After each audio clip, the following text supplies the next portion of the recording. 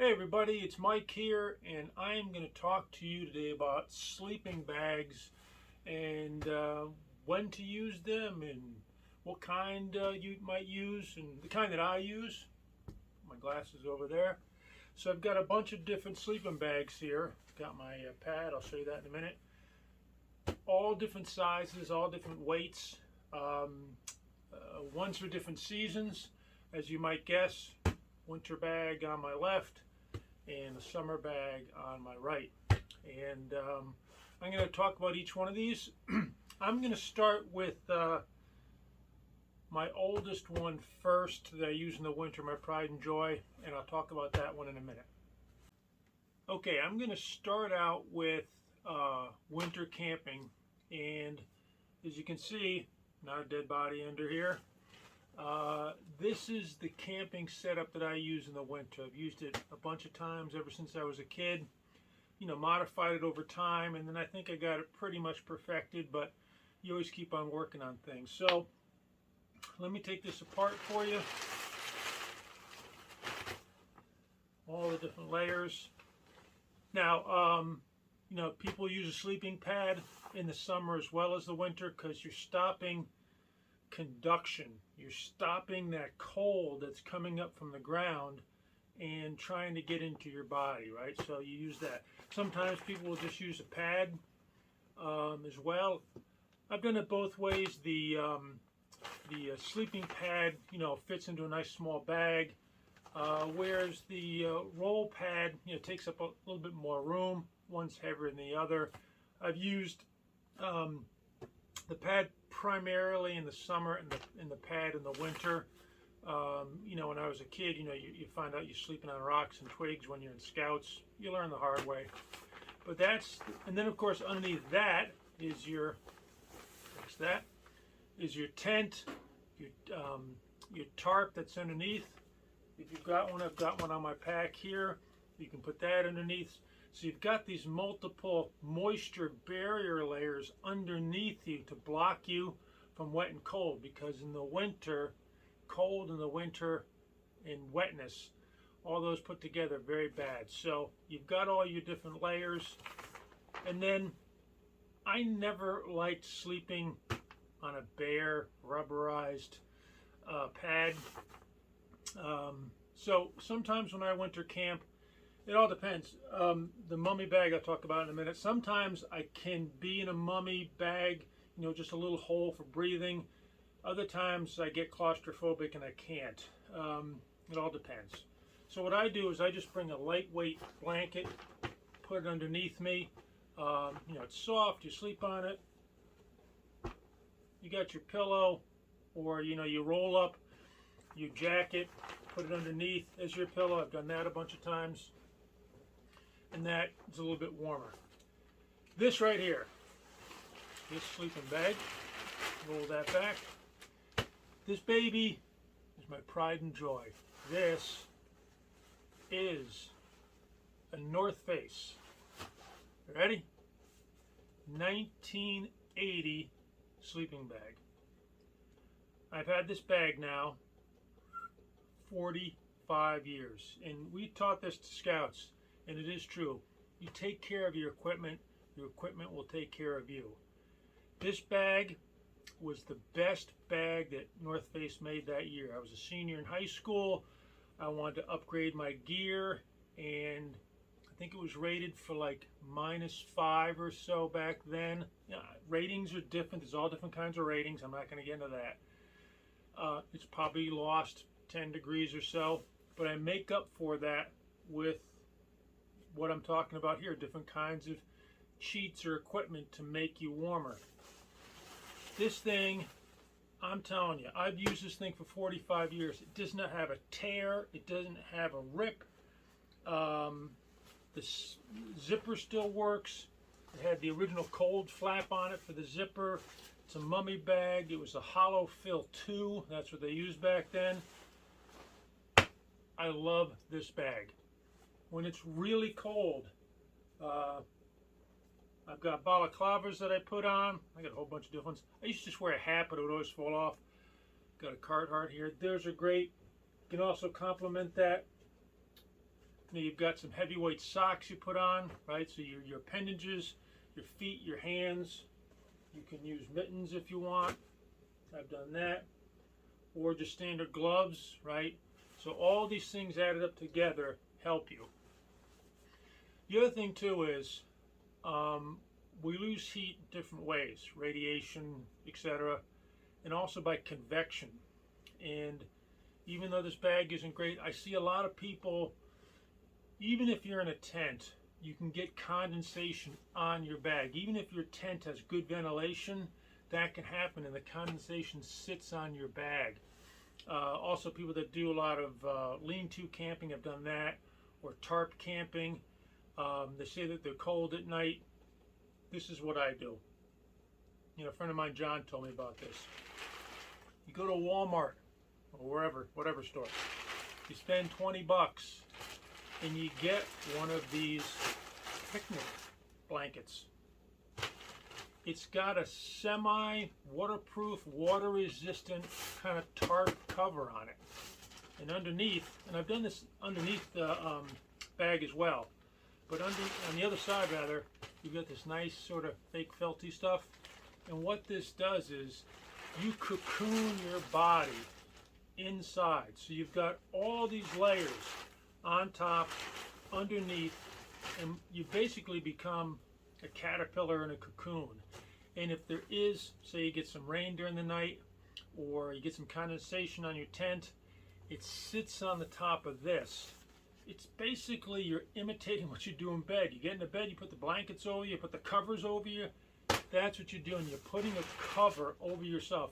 I've done this by a campfire with no tent, and I've done this, and you don't even have to be mummified in your bag. You can just open up the bag, and this sits on it, and that heat stays in with you rather than radiating out. I think it's a great way to do it. They don't weigh that much. I think it's a really good way to stay warm no matter what style of camping you're doing in the winter. Say your bag is not that great and it doesn't have a lot of fill in it. What you're doing is you're trapping air in between your layers, and that's really the key. And I found it to be a great way to stay warm when I went camp in the winter. This is another winter bag I have. Actually, this is my wife's sleeping bag. It's a Dacron synthetic fill bag.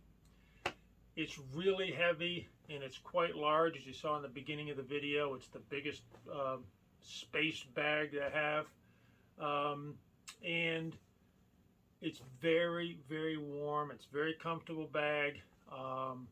This is, you know, something you just buy at your local store, Walmart-ish kind of place. It's not a name brand or anything, but it's a really good quality one. And the thing is, a bag this size, quite honestly, you're not going to go hiking with something that weighs this much. I mean, it's really heavy. It takes up a lot of space. This might be, you go camping in a cabin with friends, and you're in your car, and you throw it in the car. And the cabin may be like a cold flat. It's only got central heat and a stove, and you might be cold. This is the kind of bag that you want to use and you want to bring. Or if you're camping and hiking and you're only going in a half a mile, a lot of places like that. Every state's got a place where you park your car and you can go right into a reserved camp spot. This would definitely be it.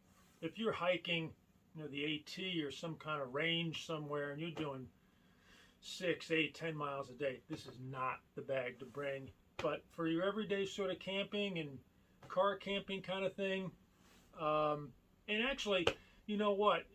In the winter, it's a great thing to just leave this in your car.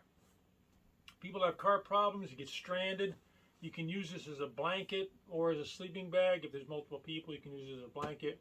And it's definitely something to have in an emergency situation. So it's really good bag for the price point and use.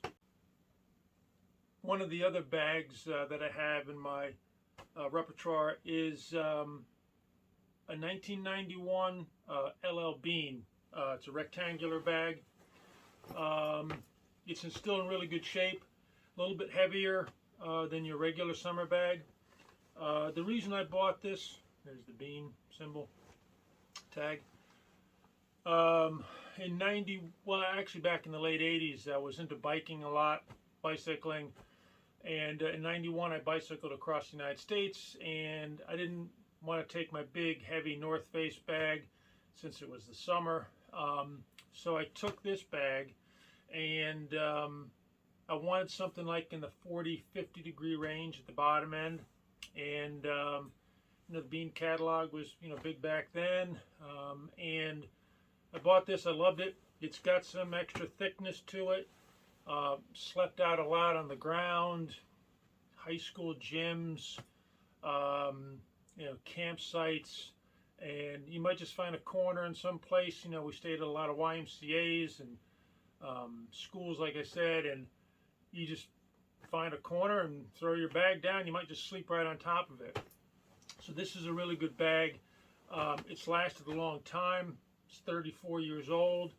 It's still, you know, I mean, today you might spend that North Face bag, bought it at the Ski Hut in 1980 in Hamden, Connecticut, and I paid $125 back then. Now, the top of the line North Face bags are what, $600, $700, $800. So you're in high school and you're spending that much money. That's how serious I was for camping. I honestly can't remember what I paid for this. Lost my out of my mind there a little bit. Forgot it. But it was definitely worth it. It's still in great shape. And this is something, when you buy something that's really good and it's got a lot of quality to it, it will last a long time. 45 years, 35 years. These things will still help you in the long run, and I've used it almost my whole life, and they're really great bags. And last, certainly not least, is your good old summer weight sleeping bag. Actually, I have two of them. Our son is Eagle Scout, so we did some winter camping and trips, and we each had one, so that's how small it is packed up. That actually fits in my rucksack on the inside, so it's very small. It's really a glorified blanket. You're in the summer, you want something just to lay on, or you want some sort of, you know, it gets down to, you know, the high 50s, low 60s at night. You know, this blanket, rather sleeping bag with a blanket and your pad would definitely be enough. This is a Walmart purchase. Once again, you know, you can get these for like 20 bucks. This is a Trails End. I think that's a Walmart brand. But you can go into any Walmart-ish sort of store, pick these up. Your son or daughter is getting into camping, or you want to start camping yourself and you want a basic introduction bag. I mean, I remember my first sleeping bag I bought, I think it was like purple and gold or something. It was probably like 4 feet long. I knew I had grown out of it when it only went up to here, so that's why I got my North Face. But your kids are small, you want to start out with a bag. These are fine. They're not big. The kids can carry it if they have a little backpack. This will actually fit into a backpack. It's great in the summer, even the early fall, even in New England. This is enough. And I mean, you could get away. Ozark Trails. Sorry, not Trails End. Ozark Trails. You could get away with carrying two of them and having one as a sleeping bag and one as a blanket over if you wanted to. But summer weight, definitely different than all the winter ones. So once again, we've probably had these bags for maybe about 10 years now. They're still in great shape, washable. Really, you know, 20 or 30 bucks, it's definitely worth it. So I think I hope you liked the video. I hope this is helpful. I think the big takeaway is that it's not just one gigantic jacket or one gigantic sleeping bag that helps you out. It's all the different layering to protect yourself, having things to protect and keep your head warm, your hands warm, your feet warm. those definitely help out tremendously. And if you go out there, whatever you're using, have fun and enjoy. Thanks for watching.